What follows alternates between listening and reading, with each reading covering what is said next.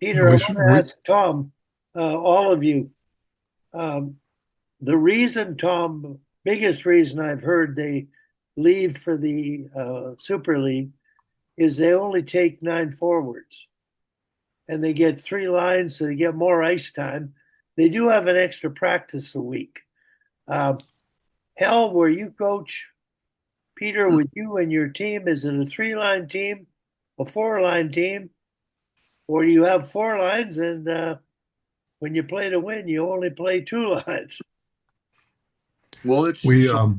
Go ahead, Hal. uh, you know, we just have nine forwards and probably 5D and hope nobody gets hurt too badly. And I was actually just talking with a Minnesota hockey guy that's now we're working for the Wild, and he said, programs are cutting their roster sizes down so they don't have to deal with the short bench issue with, four lines and playing two. But our games are get the game length is an hour and 15 minutes of ice time. And, we ran into this 2 years ago and a little bit this last year. You get down to the end of the game or, and the other team's only running a line and a half. They're playing their top five players, all the time. We're trying to play all three lines. And so now you have to decide, are we going to match what they're doing? Or are we just going to keep, going along and keeping, try not to get our third line out against their first line, but it's pretty hard to do in youth hockey. You can't stop the puck. You can't take timeouts. There's a lot of stuff you can't do to manage this stuff. And so I don't know. I mean, I wrote an article 20 years ago, about shorting the evils of shorting your bench. Cold, dry hands. How short is your bench? Because when you go through the handshake line, the cold hands are the kids that didn't play, Yeah. and we've seen some just egregious stuff. And it's no wonder kids quit playing hockey after Yeah. 13 or 14 years old when they've sat on the bench and watched their friends play most of the games, and but they do get to come to practice. Everybody gets to come to Well, practice. one big difference with us is we get 60-minute stop time games. So, that's almost twice as much ice time, like 2 hours, 15 minutes or something. So it suits four Yeah. lines better than the three.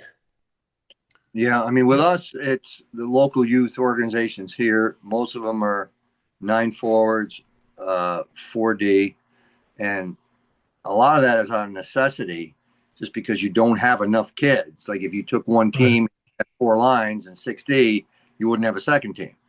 So it gets more kids playing. It's an opportunity to get more kids involved, more kids, Yeah. more. They're short, like the up to peewees. I think squirts and peewees are 12-minute periods, three Yeah. 12-minute periods, and then you hit Bantam, you get 15. Right. We do too. And I think midget is either what 17 or 18, something like that.